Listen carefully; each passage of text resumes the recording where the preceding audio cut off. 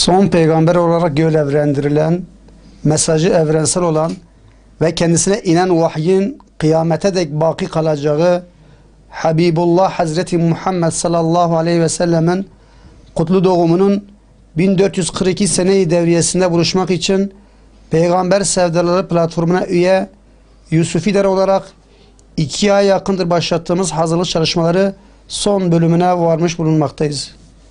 Peygamber sevdalısı halkımızla özgürlük ve kurtuluş önderimizi anlamak, anlatmak, Diyarbakır'dan dünyanın her tarafına Muhammedi mesajı haykırmak için 21 Nisan'ı özlem ve hasretle beklemekteyiz.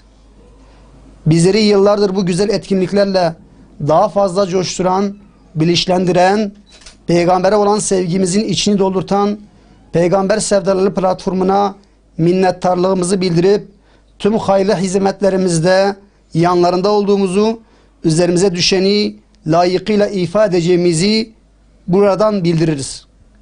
21 Nisan Pazar günü yeni ve daha geniş bir mekan olan Nevroz Parkı miting alanına tüm Peygamber sevdalısı halkımızı, özgürlük ve kurtuluş arayıcısı tüm insanlığı bu vesileyle buradan davet ediyoruz.